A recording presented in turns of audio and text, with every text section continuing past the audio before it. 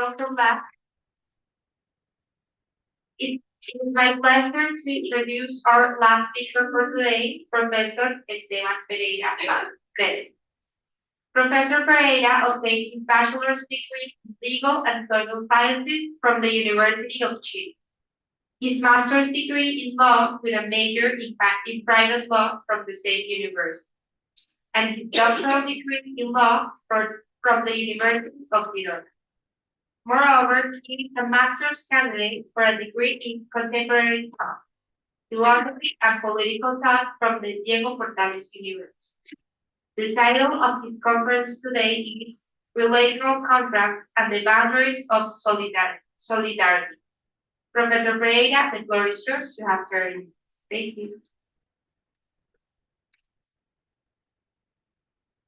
Bueno, I am very happy and so glad to be here in our second workshop seminar of the Filosofía in particular.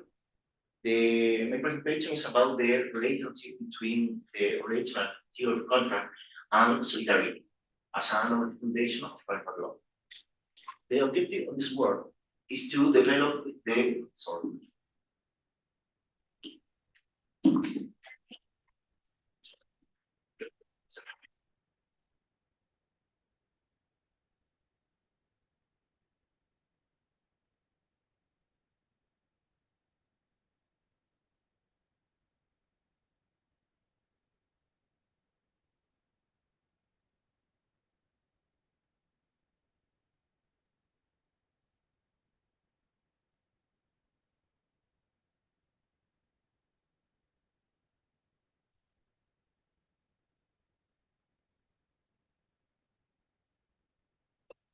objective of this work is to develop the relational theory of contracts, put forward by Jan McNeill and in turn, to analyze the connection with the long foundation of contract law provided by solidarity.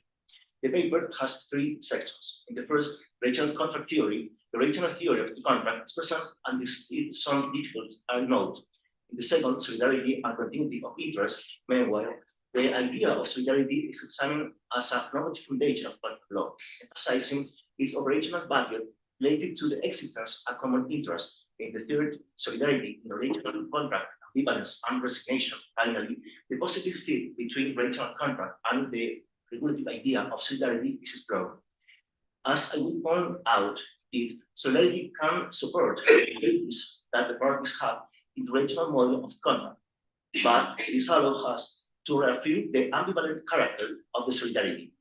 Its impact on interpersonal and social relationship is less than desired and is in this sense, the relational contract shows to justify limitation of solidarity.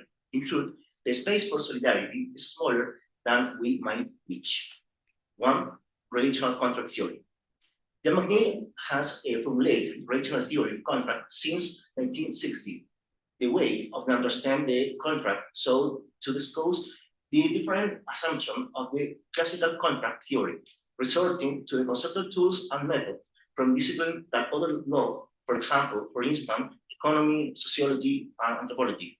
Part of the expressive work that the original theory of contract has lain in the contrast from which it is posited as an alternative for the traditional ways to see the contractual bond. According to McNeill, they are discrete contract and relational contract. The classical thesis of the contract understands it in discrete terms, while the relational theory, on the other hand, considers that the contract is relational. The discrete contract is made up of strangers who have no previous ties with each other, nor will they have relationship in the future. They travel in opposite direction, and after the exchange is made, they continue on their paths without expecting anything more from each other, or nor seeing each other again. As McNeill pointed out, each has much feeling for the other as a Viking trading with a section. The bond begins and ends in the same moment. There is therefore no contract that establishes or further a relationship between them. Of course, relational contracts have exactly opposite characters. The definition formulated by Eisenberg is often used. According to Eisenberg, the relational contract is a contract due thus normally involves a change, but also a relationship between the contracted parties. The disparate contract, on the other hand, constitutes a contract that only involves an change, and not a relationship. For these perspectives, the contract itself must be understood in terms of relationship between the parties. So, which contract of contractual practice is relational? According to Getz and Scott, examples of relational contract will be the following: agency, relationship, distribution, franchise, a joint venture, and employee contract.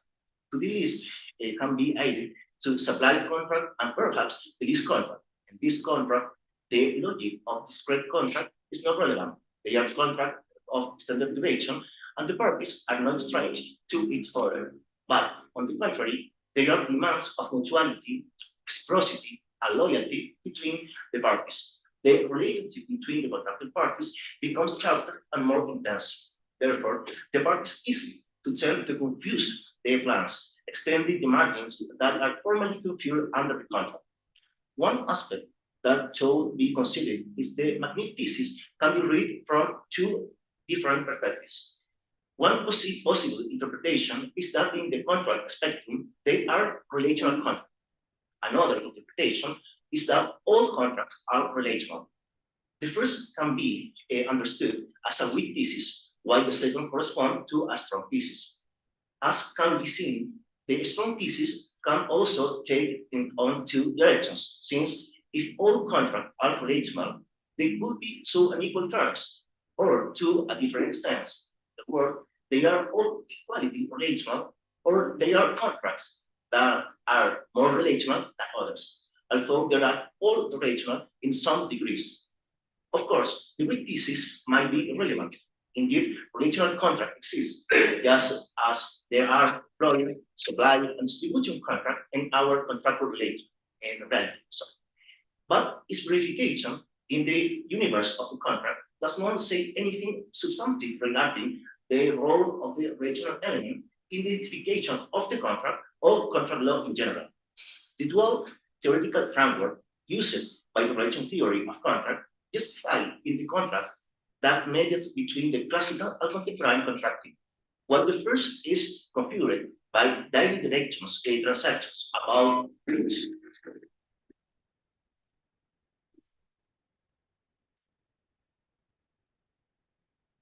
maybe was Yamagri.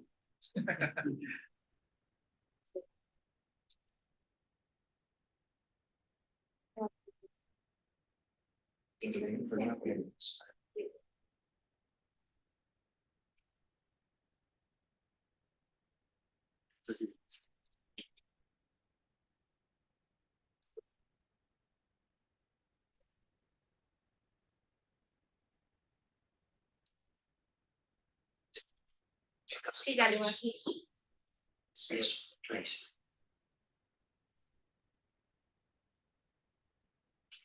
Well, the difference between the classical and contemporary contract. While this is computed from direct transaction through services between the parties, the second is organized in light of substantive relationship between the contracted parties. Therefore, their discrete contract belongs to a contracted paradigm of that differs clearly for the paradigm of the which the regional contract is a part.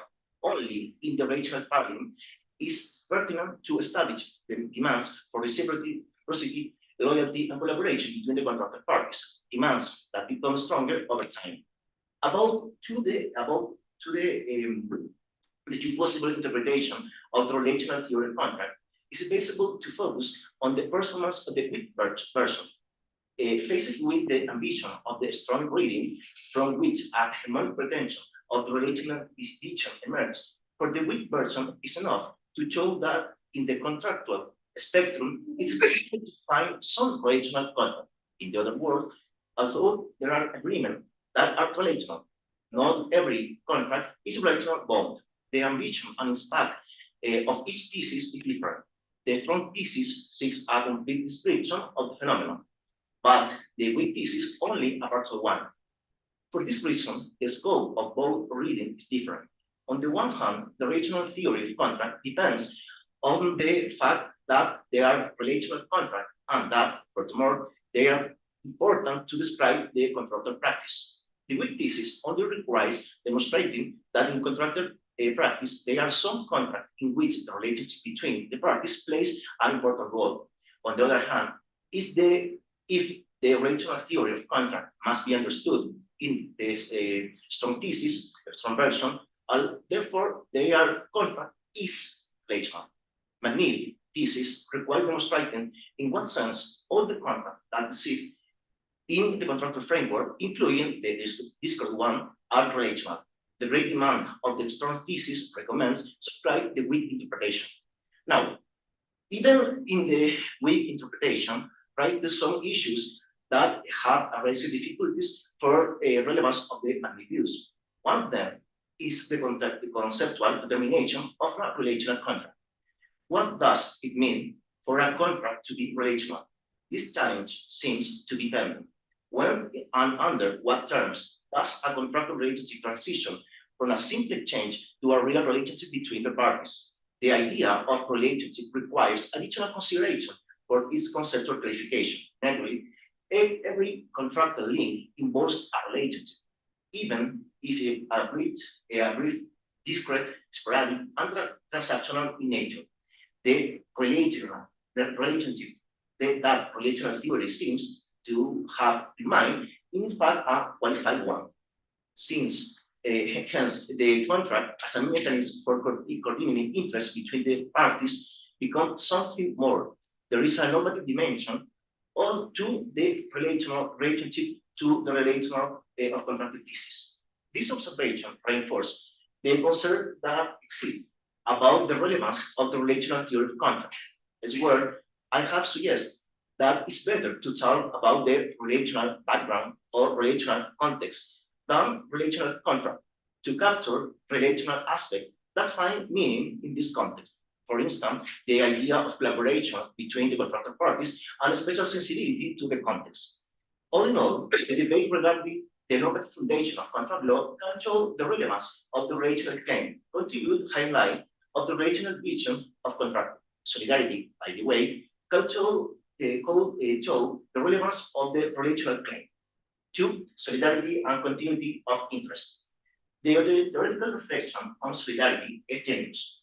This involves concern relating in problem in philosophy, sociology, anthropology, and politics, among others. Therefore, any study that resorts to solidarity will be incomplete. However, solidarity plays a role in the philosophy of contract law for its own normative foundation. After all, solidarity constitutes one of the models of normative foundation of contract law.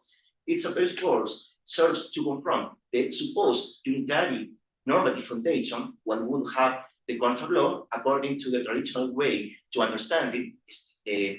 It's in individualistic terms. Solidarity organized in a different way the demands and requirements about what we owe to each other. At this point, continuity between the interests of the parties is crucial. Solidarity promotes joint participation in the benefits obtained, as well as arching the losses resulting in the execution of the certain action. Joint action within the framework of the relationship of solidarity presupposes the existence of a common interest between the participants.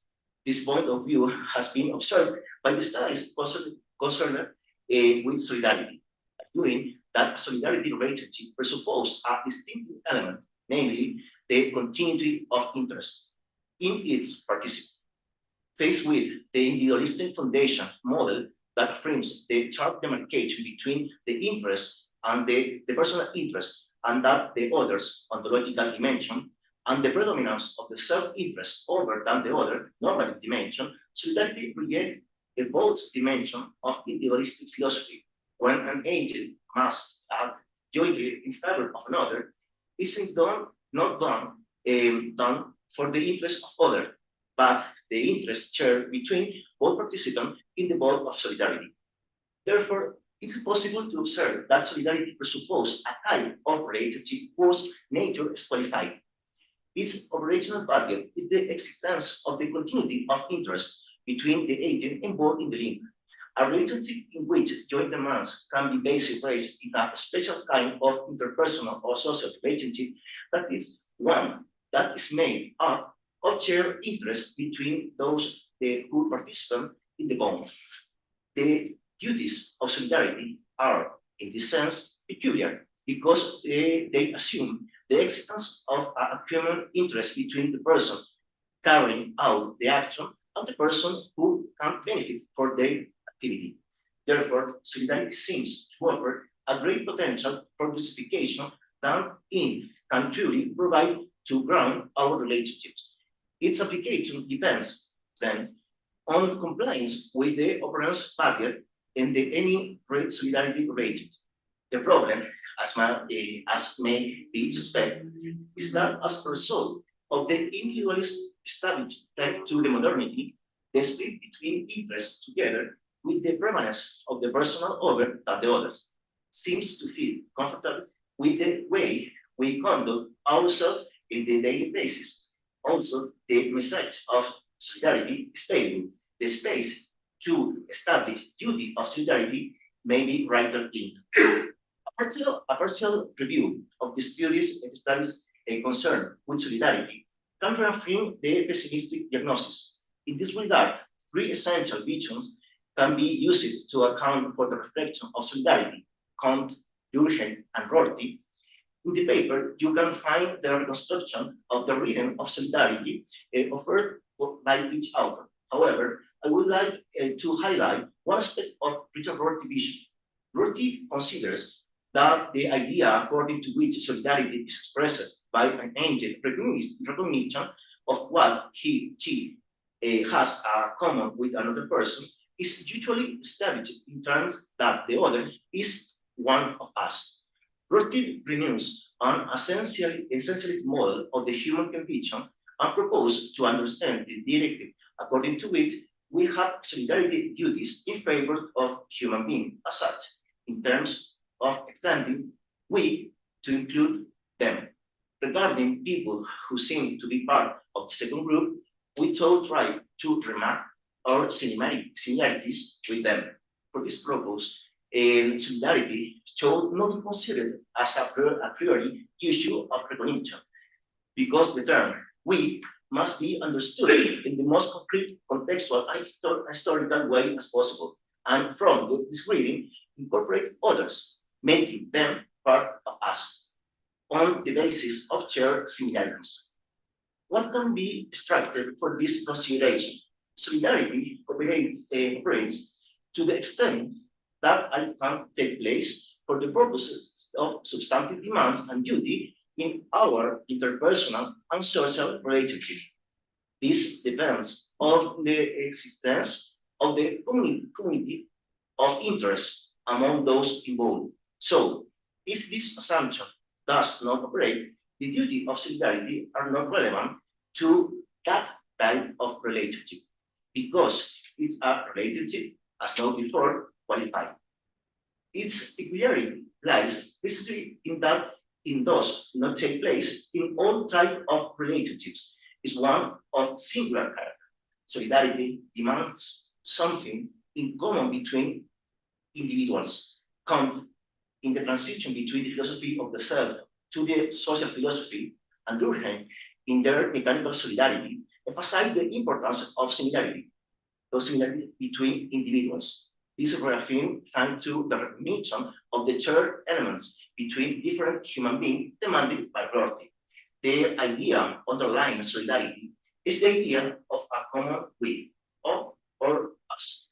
Three, solidarity in the relational contract, ambivalence and resignation.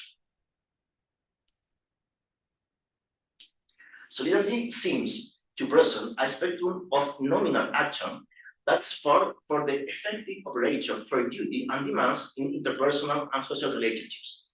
This claim may seem defrauding if one recognizes the value of the affairs of morality or solidarity. Cases with a general model supported by individualistic term, solidarity could bring a respite and offer a different way of conducting our actions. What is outlook in the contractor scenario? The contractor relationship is configured to what all were called the central case of contract. This expression allows us to account for the core assumption of the contractual practice that is configured by the differentiation between the interests of the contractual parties, something their antagonists, and by the preeminence of the personal interest of the contractual parties over than the other part. This is the central case of the contract. Then, if it is advisable to compare with the original contract, it's enough to such an examination to resolve McNeil with thesis, since it would be too risky to think that the strong thesis of the regional vision can fit the central case of the contractual relationship. From this point of view, the regional theory of contract affirms that at least some contracts constitute a truly relationship between the contractual parties, and though not, in reality constitute a simple situation of transactional exchange. The difference and opposition of interests of the contractual parties cannot be indifferent to the McNeil vision, as the contract persists over time and the connection between the parties becomes closer, the difference between interests disappears. The confluence of the interest of the original contract is vital for it to be different from a discrete and pluri-transaction contract. Only in the relational contract is a relationship between the contracted parties consolidated. The rivalry between interests is, for its part, conceptually incompatible with the original contract.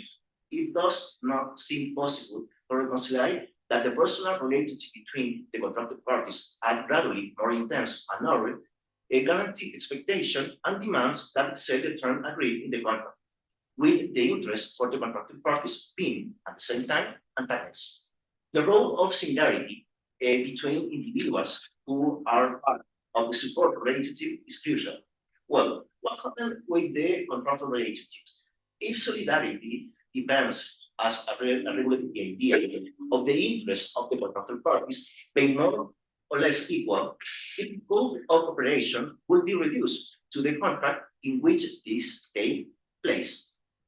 As can be intuited, solidarity will have a similar impact to the relational theory contract.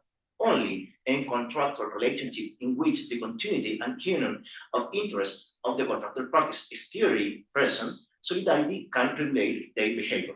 However, it was already noted that the relational contract constitutes a part, not a majority, of the general contractual phenomenon.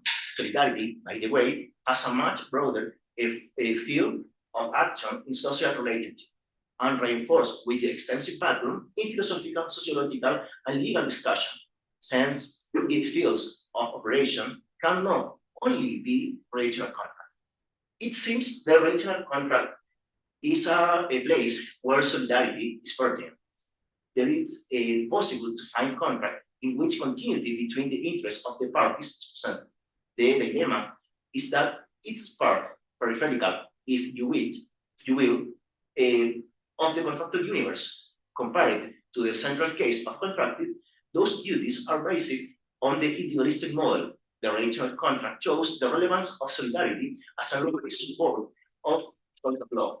However, its scope of operation constitute at the same time is a restriction.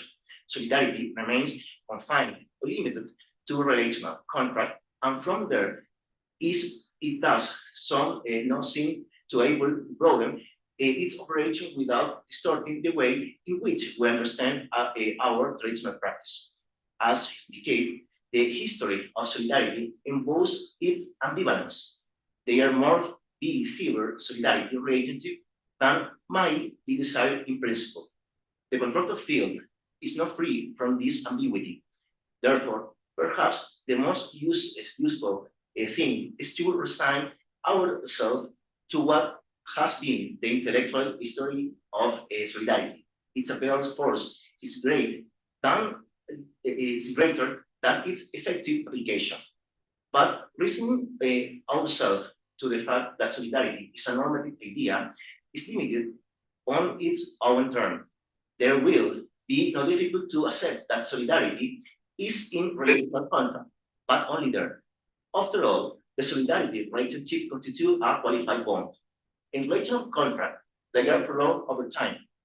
It's natural that the personal bond between the contracted parties be stronger and stronger.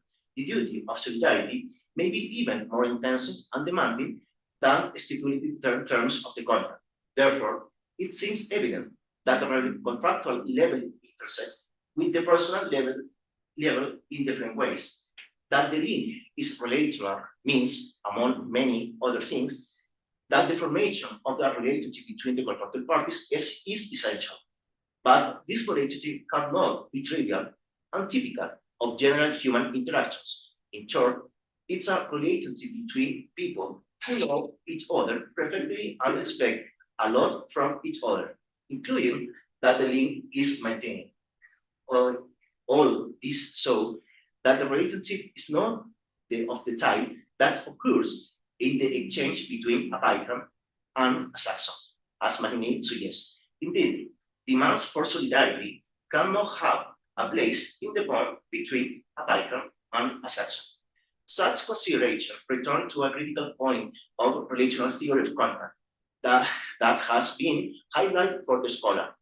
The way in which it understands the idea of relationship that takes place in the relational contract misplace the specificity of the contractual relationship, making it comparable to any other link that is not even governed by law, since the observation of Eisenberg, according to which material theory obscures the difference of the contractual relationship with other kind of the human relationship.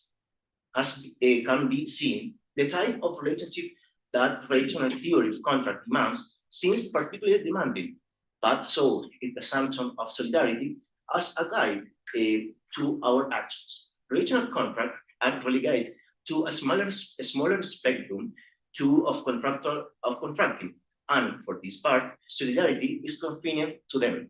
Magnin relational contract theory reinforces the sense of ambivalence caused by the claims of solidarity. The formation of a substantive relationship may be more valuable than the formation of a simple transaction exchange. In the same way, solidarity offers a much more complex and interesting perspective horizon than that shown by philosophical individualism. However, the contractual sphere is not characterized by relational contracting, nor are the most interpersonal and social relationship based on solidarity. In this way, resignation seems the ideal attitude with which we can face these days of affair. Well, resignation in the face of the ambivalence of solidarity. Some conclusions. The relational theory of contract offers a framework in which it's pertinent to install solidarity as a model of normative foundation. There, the target for the operation of solidarity is verified, that is, the continuity between the interests of the contracted parties. However, this requirement of the supportive relationship shows the limitation that is justifying potential phase, given that only in relational contract is there unity between interests. Only there does solidarity find justifying relevance. It is ultimate confined to the relational contract. Such a scenario supports the ambivalent panorama of solidarity. This one has included a less functionality than we would like, despite the attractive force as a way to challenge the individualism that sustains the generally of contractual relationship. The solidarity relationship seems limited by its own requirements to found demands and duties on our interpersonal and social level. If there were effective, then solidarity invites us to maintain an attitude of carefulness and resignation in the face of its real impact in contract law. Simply put, demands for solidarity between a biker and a Saxon cannot be found. Thank you very much for your attention.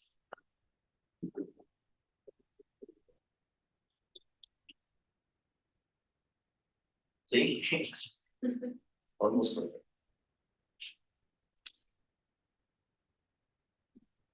Thank you. Thank you. Now for the questions. Of course, that means, okay. Thank you so much for this, Esteban. I want to ask a question about the relation between solidarity and even the narrow class of these from the which you began, which you quoted them as saying it encompasses most generic agency relationships, including distributions, franchises, joint ventures, and employment contracts. And those do seem to be a distinctive category of contracts. So they seem to be quite different than, say, the purchase of the cup of coffee at the espresso stand. And so I agree there's something distinctive.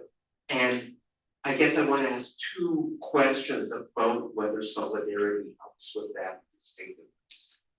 So the first question is that when it comes particularly to agency relationship, but also with employment contracts, that those are cases in which there are limits on the ability of the parties to negotiate the terms in a way in which, I mean, if I'm operating an espresso stand, there's probably not a large room for you to negotiate with me, but in principle, there's kind of nothing that could stop me from giving you a discount or charging you extra because it's line or whatever. It's just a matter of what we negotiate. Whereas if I hire you as my agent, we can't contract out of your duty of loyalty to the person. And so that's one kind of difference. And I'm wondering whether that kind of difference, in a certain way, blocks the operation of solidarity as an explanation of the ongoing nature of this concept. Here's why. So, suppose that you've appointed me as your agent, and I goof off, I don't do my job, or I engage in various forms of self-defeat. Agents notoriously are prone to do. If I do that, it seems to me that your complaint about me is that I violated the terms of our relationship. And one of the things about solidarity, as you discuss it, especially in Durkheim and in Gordy, is that there's kind of a pressure in their views of solidarity to take things away from people insisting on the terms of the relationship.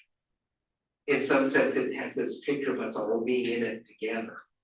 And if we're all in it together, what it is for us to be in it together, not insist on the terms of the relationship. And indeed, if you think about relations between spouses or relations between parents and children have them and can sometimes, especially precocious children who end up law professors, have a slightly disturbing habit of trying to legalize everything. Parents standing on their rights and so on. And no, that's not it. And it is kind of number one lesson in bad parenting. Do not stand on your rights in relation to your child. It's supposed to be this kind of ongoing thing.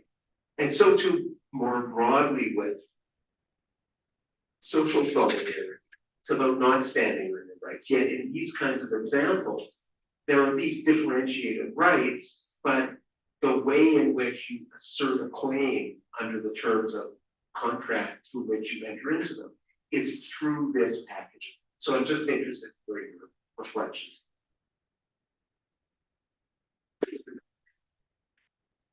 Thank you very much. I am agree with you. The list of contract are relational.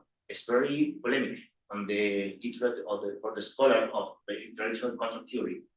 Maybe the most specific case is a supply contract and distribution contract.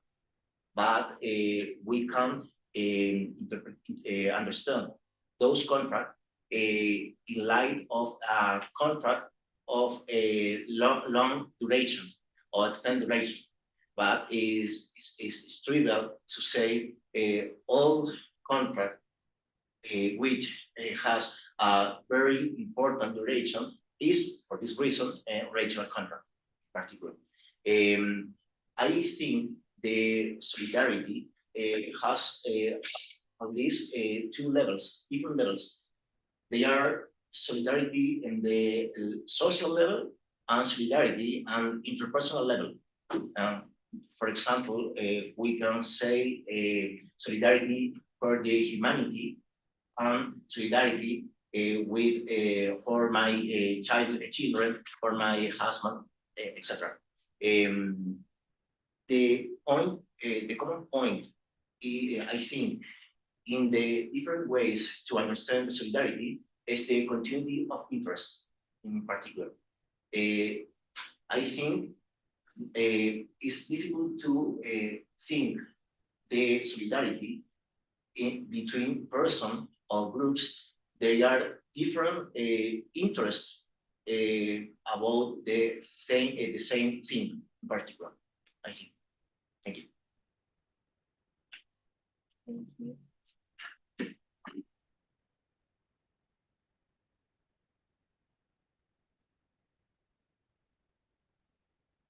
Thank you, Professor. I think that that's part very useful for my colleague.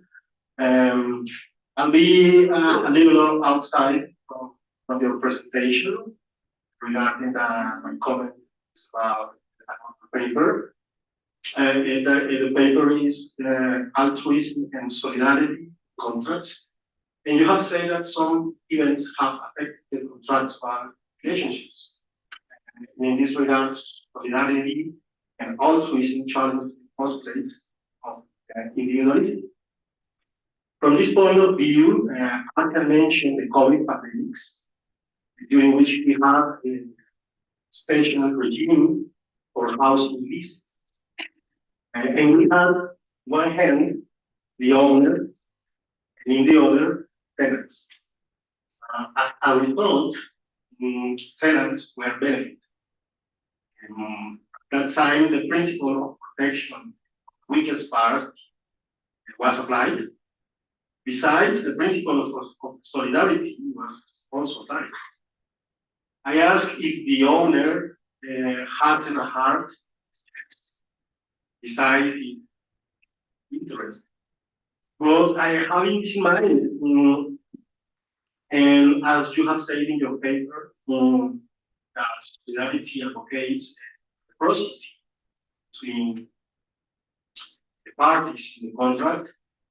My question is, how is it possible to assume that the owner is not the weaker party of the contract, and that he does not have an affection, economic or moral, both, or in other words, to assuming that the tenant is the weaker party of the contract, is an application of solidarity or is an application of altruism? Well, I do not really, but thank you very much for the question. Well, the connection between solidarity and altruism is very difficult for the reflection of philosophical reflection, really. Charity is difficult to mark the frontier. I think the altruism moral philosophy or morality, human morality, is more demanding than the solidarity, because altruism does not suppose that the solidarity suppose basically the continuity of interest between the parties. It's possible the altruism demands to you a duty for other person who has a different interest than you, without problem. For example, altruism can demand duties, positive duties, in favor of the strong party of the contractor on the contract. It's not necessarily that is the weak part of contract. The problem of the weak party is very difficult in contract law, because we don't have criteria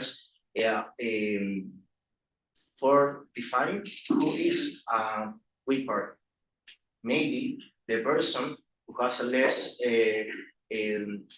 level of bargaining negotiation or capacities for negotiation. I don't have an answer for how to eliminate the part. And the other question is about the pandemic and intervention of a contract. I don't know if that intervention, the contract, was according to demands of solidarity. In countries where are constitutional value for solidarity, for example, in Colombia, it's too easy to formulate duties or demands for solidarity. But in pandemic time, the intervention to the contract occurs in different countries. And I don't think there is a analytical relationship between intervention in the contract and claim for solidarity. I think it's possible to justify the intervention in a contractual relationship, but not the only one form, I think. It's true that in pandemic context, the continuity of the share of interest is evident, in particular, because the contractual parties has a common interest in that context, in particular. But a different question is the all contract are a contract where there is a continuity or common interest between the contracted parties. Thank you. Thank you.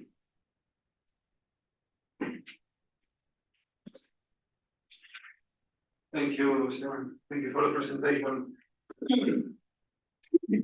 So, have doubts about this solidarity. I have one clarification, then another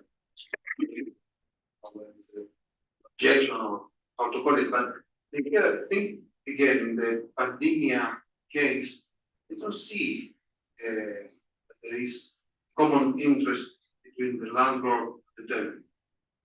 I think they have an opposite interest. One wants to stay at the place he rented without paying the rent, and the other person wanted to pay. So they're clearly the position, and maybe the best reconstruction is that since this is a huge crisis, I'm not going to allow you as a landlord to enforce your rights for the moment. For the moment. I don't see the solidarity that clear there. But this led me to something different that I think is in line with what Arthur told you. If you have common interest, why do you need duty? Duty is important, contract law, at least when you have opposing. Even if now you have an interest that is against my interest as a lawyer, you have a duty of loyalty anyhow. Doesn't matter that our interests differ now. So maybe instead of solidarity in relational contracts, what we have is encapsulated interest.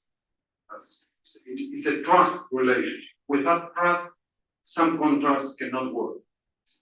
If you are my agent, I have to be able to trust. In order to trust, you have to know that you are encapsulating my interest and there is a mutual understanding of this, and these loyalty duties are there just to make sure that we are going to act as if we trust each other. Because without that trust, without that, at least that kind of at least without the agents being moved by the interest of the other party, the contract just doesn't work.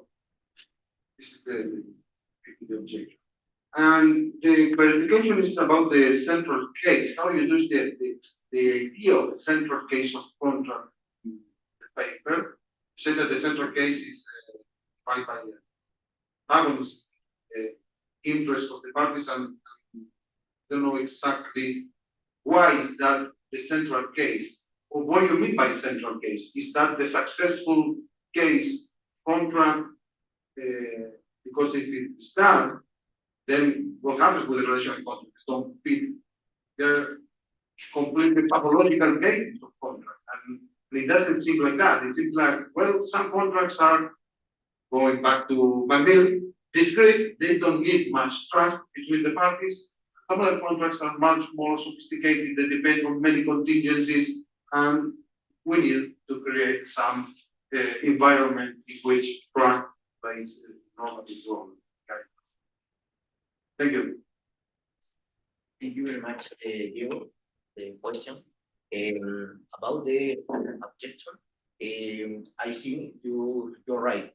It's a problem when we say there is a common interest, a continuity of interest, and also there are duties between the parties.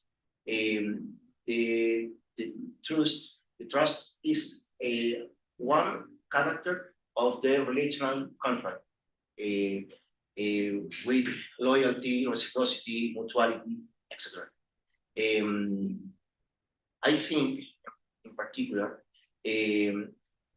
the common interest can demand duties for the other person, because the interest of the person who acting is the interest of the person who benefits with their action in particular. About the clarification, I am thinking about the central case. It's a model or paradigmatic model of a contractual relationship, particularly. I think the relational contract is not similar as central case of contract for the difference between interests between the contractor parties and the primacy of the self-interest over than the interest of the other party. In the relational contract, really, there is one common interest between the parties. And then it's a peripheral contract, I think. In the central case is a form to describe the generality of the contractual practice.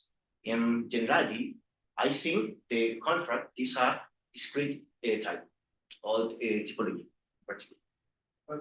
Can I? Yeah. Why is that the central case? Because I think maybe it's different to say that there is a central case of contract and to claim that some case is a paradigmatic case, like the typical example you think of. And you say, okay, compraventa, sales contract. For example, there's a paradigmatic case of contract, not the central case, because it's not the only success. When you buy, someone buys and the other sells, it's not the central case. I mean, there are many central cases of contract because contract law is too rich. There are many kinds of businesses that require different kinds of contracts, and all might be central cases. I'm not sure about the central case and paradigmatic case. Maybe there are different things. Because I would say, okay, the paradigmatic case is same contract. And then the prenup agreement. That's not a central case or a paradigmatic case of contract. Some people in the contract interpretation discuss it's not a contract, it's a convention, it's different because it's not a contract, it's not well, but it's about economic object. So this is one thing. And the other is about the solidarity again, another thing that I forgot to ask you. Well, again, why solidarity? Solidarity might go beyond, for example, freedom of contract. Because based on the solidarity duties, I might claim that you have a duty to renew the contract with me. Because you have to be, you cannot let me without supply right now in the worst possible situation. But it doesn't seem that this belongs to contract. So I'm complying with the terms of the contract. Contract ends in June. After June, you have to find another supplier. No, you have solidarity. Why not? Why do you think that is inappropriate? It's inappropriate. Maybe solidarity is not doing the work. The normative work is traffic doing the work. Maybe. I think the expression of a central case, for example, in John Finis, the has a other dimension, normative dimension. For example, when we say that a contract as central case in the better light, for example, or its best version of the contract on the in general, I think. This is a other dimension of the central case. Maybe I must clarify this question. Well, solidarity is a problem because if we order to the candidates of model to regulate the morality of contract, they are individualistic morality, solidarity morality, and maybe altruism, like other candidates.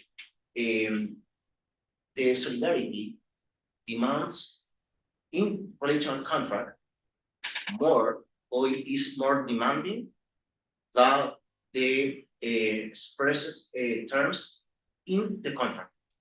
Really. For this reason, the relationship between solidarity and freedom of contract, or freedom to contract, is difficult. Really. There is a tension between freedom to contract or from contract and solidarity. If question is correct, that freedom to contract and freedom from contract are an expression of the one type of human morality, the individualism in particular. And solidarity, I think, is in other part, in other place of the morally, scenario of morality, human morality, I think. Thank you.